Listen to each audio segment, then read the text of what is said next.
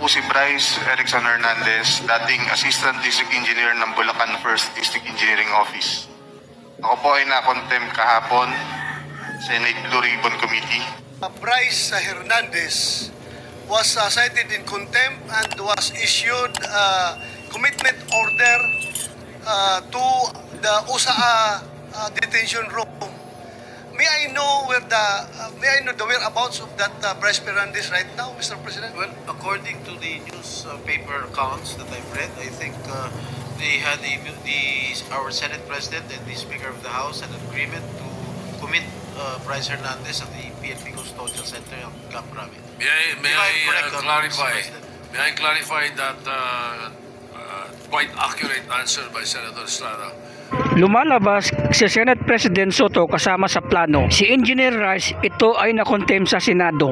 Pero bakit pumayag si Senate President Soto ibigay si Hernandez sa mga congressman? Ang dahilan siguro para mag-invento ng mga pangalan, mag-name drop sa mga senador. Dito mainit nagkasagutan si Senador Soto at si Senador Cayetano. For the information of Senator De La Rosa and the public, yesterday after the hearing, or during the hearings that they were conducting in the House, Speaker Martin Romualdez called me and said that their committee was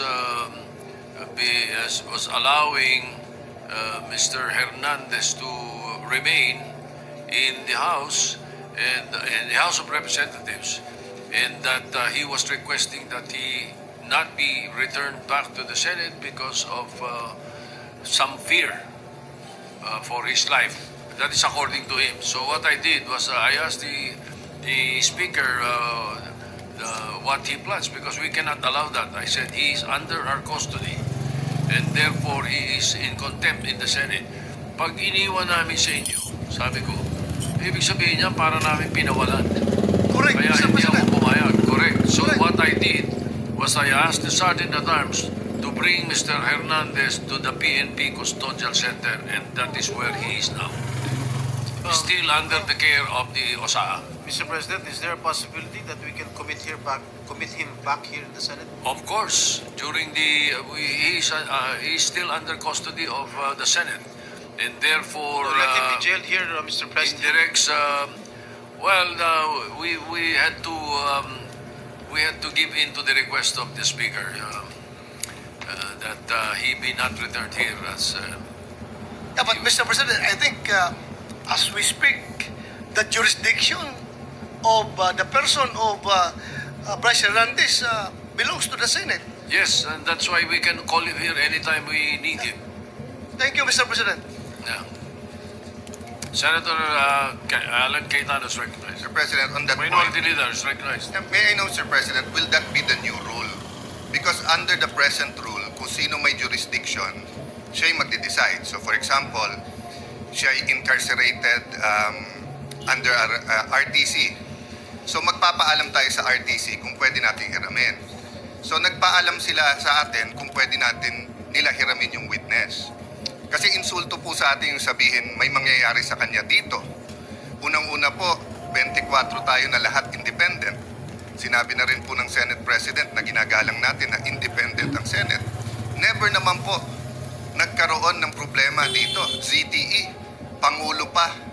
I remember dito, munti kaming maghablutan, if Senator Lacson remembers, with former Congressman Andaya, with our other witnesses, with Secretary Neri. Diba, parang may PSG pa atang pumasok, whatever, no? But we were able to handle it well and come to a conclusion. My point, Mr. President, is this. What if the reverse happens now? What if we borrow a witness from the House? Papayag, is that the new rule now? Na PNP custodial na? Or makikiusap tayo pabalik sa House? Because I don't think we should change rules without doing it either in caucus as a group. But I see the wisdom, Mr. President, of your immediate action. I'm not questioning your immediate action, Mr. President. I'm just asking, moving forward, shouldn't we keep the old rule na kung sino may custody, yun ang mag-keep nung custody niya, Mr. President? Yes, and that is the decision that the presiding officer made last night. Indeed, you are right. We he is in our custody. Now, what we did yesterday was what we call parliamentary courtesy in accepting the proposal that he be not returned here but still under the care of the Senate. Now, in the issue of, let's say, keeping it here, or the previous tradition that the Senate may cite in contempt anyone and keep him here. We have also placed a witness to Muntinlupa, if you will recall. Yes. We also even sent somebody to the Pasay City Jail. So I don't see any reason why we cannot commit this particular fellow to the PNP Custodial Center. But then again, I will leave it to the decision of the body. That was my decision last night. But if there is something that is a new decision that you would want, I will throw it to the body. Mr. President, I respect your decision, and I will tell you if I don't.